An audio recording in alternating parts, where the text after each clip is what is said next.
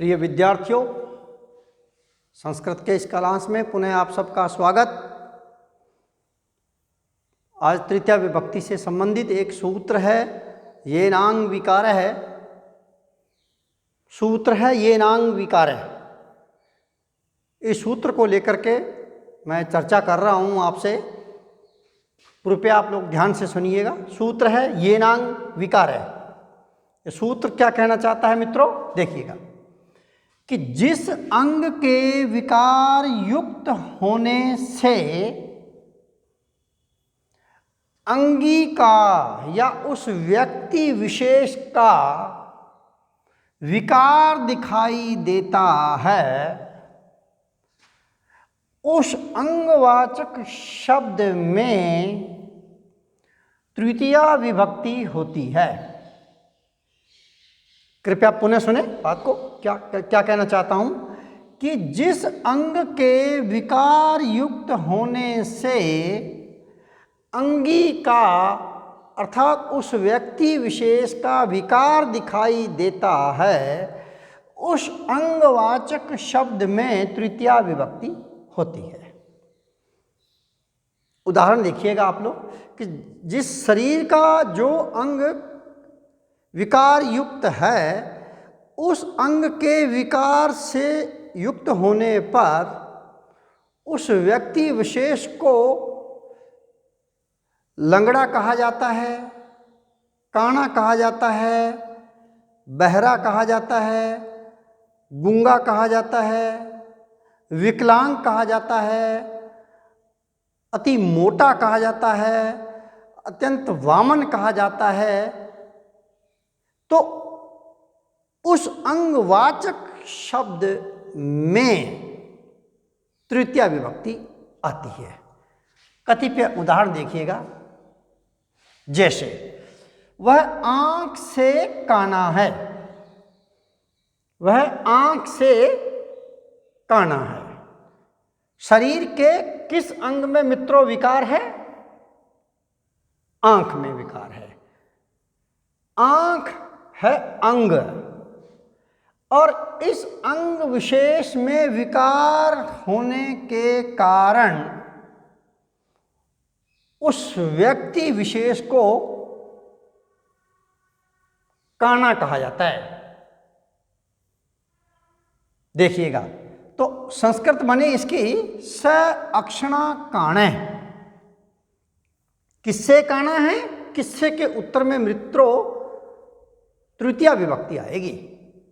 किससे काना है? आंख से। आंख को संस्कृत में बोलते हैं अक्षी। तो अक्षी शब्द में तृतीया विभक्ति, चूंकि एक आंख से ही काना है ना वह, तो अक्षी शब्द का तृतीया विभक्ति का एक वचन लगा दो तो हो गया अक्षणा। तो यहां पर तृतीया विभक्ति लगी हुई है, तृतीया विभक्ति का एक वचन, और वाक्य बन गया स अक्षणा काणे। एक उदाहरण देखिएगा, देवदत्त सिर से गंजा है। देवदत्त के किस अंग में विकार है?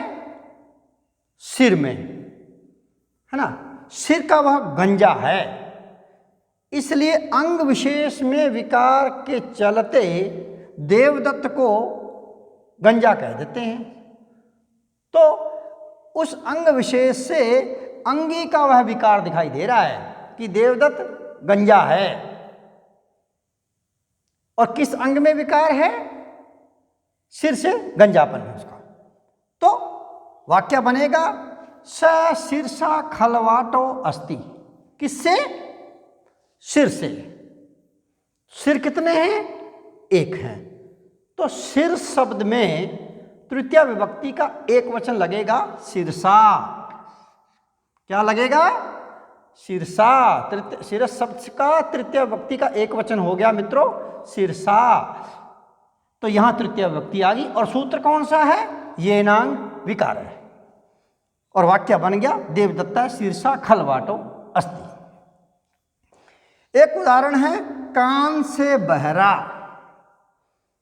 कान से बहरा। किससे? कान से। किससे मित्रों? अंग क्या है? कान है।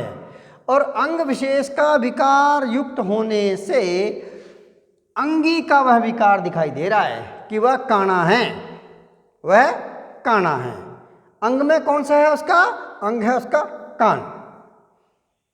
तो यहां क्या है? कान से बह रहा है। किससे बह रहा है? कान से। तो हम कह देते हैं मोहन, सोहन, राकेश जो कोई भी हो वह बह रहा है, तो उसका अंगी का विकार दिखाई दे गया, उसका उस व्यक्ति विशेष का विकार दिखाई दे रहा है अंग में होने के कारण। तो किससे? कान से।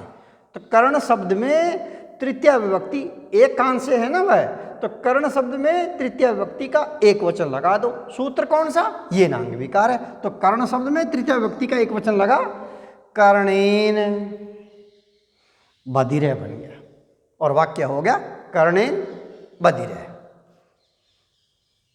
देखिएगा, वह पैर से लंगड़ा है। शरीर के किस अंग में विकार है? पैर में। पैर में विकार होने के कारण उसका लंगड़ापन दिखाई दे रहा है, उस व्यक्ति विशेष का अंगी का विकार दिखाई दे रहा है, लंगड़ापन। कितने पैरों से है? एक पैर से है। तो पाद शब्द में तृतीय विभक्ति का एक वचन आएगा। सूत्र कौन सा है? ये नांग विकार है। तो लगाइए, तृतीय विभक्ति का एक वचन हो गया पाद का, पादेन, और वाक्य बन गया सपादेन खंजय, सपादेन खंजय। देखिएगा अगला उदाहरण देखिएगा, वह कमर से कुबड़ा है। क्या? वह कमर से कुबड़ा है। किससे? किससे? कमर से। तो कमर है अंग, और इस अंग के कारण उस अंगी का अर्थात उस व्यक्ति विशेष का विकार दिखाई दे रहा है कि वह कुबड़ा है यद्यपि उसके एक अंग में विकार, और वो भी किस में है? कमर में। तो इसलिए उस अंग, जिस अंग से विकार युक्त है वह उस अंग विशेष में तृतीय विभक्ति आएगी, और सूत्र है ये नांग विकार है। तो मित्रों वाक्य क्या बन गया? स कट्या कुब्जय। कटी शब्द है, कटी शब्द में तृतीय विभक्ति का एक वचन लगा दिया तो होता है कट्या। ये यहाँ तृतीया लगी हुई है, देखो कट्या। जैसे या पृष्ठ कह दिया, पीठ से कुबड़ा है तो पृष्ठ में तृतीय विभक्ति लगी। ऐसा भी परीक्षा में पूछा जाता है, और कट्या भी पूछा जाता है, तो आपको दोनों ही याद होने चाहिए, है ना। तो स कट्या पृष्ठेन व कुब्जः, वह पीठ से या कमर से कुबड़ा है। एक और उदाहरण देखिएगा अंग का, अंग विकार का। वह मुख से गूंगा है। किससे? किससे गूंगा है मित्रों? मुख से। तो ये है उसका अंग। इस मुख से गूंगा होने के चलते, अंग विशेष में विकार होने के चलते उस व्यक्ति विशेष को कहा जाता है वह गूंगा है, वह गूंगा है। तो उसे संपूर्ण अंगी का विकार दिखाई देता है। इसलिए उस अंग जो विकार से युक्त है उसमें तृतीया विभक्ति आएगी, और सूत्र है ये नांग विकार है। तो वाक्य बनेगा स मुखेन मूकः। मुखम शब्द है मित्रों, मुख एक ही होता है, नपुंसकलिंग शब्द है, तो मुखम शब्द में तृतीया विभक्ति का एक वचन लगा दो तो वाक्य बन जाएगा स मुखेन मूकः। मुखेन मूकः। एक और उदाहरण देखिएगा, वह शरीर से वामन है। क्या? वह शरीर से वामन है। किससे? शरीर से। शरीर से वामन है, तो वो शरीर जो अंग है उस अंग में तृतीया विभक्ति आएगी। तो वाक्य है, देखिए जैसे क्या बना संस्कृत, स शरीरेण वामनः। शरीरम शरीर है, शरीरम शब्द में तृतीया विभक्ति का एक वचन लगाओ तो बन गया शरीरेण, और वाक्य बन जाएगा स शरीरेण वामनः। सूत्र कौन सा है? ये नांग विकार है। एक और उदाहरण देखिएगा, वह हाथ से लुंजा है, वह हाथ से लुंजा है। कौन से अंग में विकार है? हस्त में, तो हाथ से है लुंजा, तो स हाथ को बोलते हैं पाणी या हस्त, तो हस्त का हो जाएगा हस्तेन, तृतीया व्यक्ति का एक वचन, एक ही हाथ है ना। इसी प्रकार से पाणी में तृतीया व्यक्ति का एक वचन लगा दो, एक ही हाथ से है, तो पाणी का तृतीया व्यक्ति का एक वचन हो गया पाणिना, और वाक्य बनेगा स पाणिना लुंजय। लुंजय भी कह सकते हैं और कुणी भी शब्द दिया हुआ आता है, लुंजय भी कह सकते हो उसको आप लोग, कुणी भी कह सकते हो। तो वाक्य बनता है स पाणिना लुंजय कुणी वा, ऐसा बोल सकते हैं। देखिएगा अंतिम वाक्य है वह शरीर से अति मोटा है। ये भी शरीर में अंग विकार है। किसमें विकार है? शरीर में, शरीर से बहुत ही स्थूल है, तो उस अंग विशेष में तृतीया व्यक्ति आ गई। सूत्र ये नांग विकार है, और वाक्य बनेगा स शरीरेण अति स्थूल है। क्या बनेगा? स शरीरेण अति स्थूल है।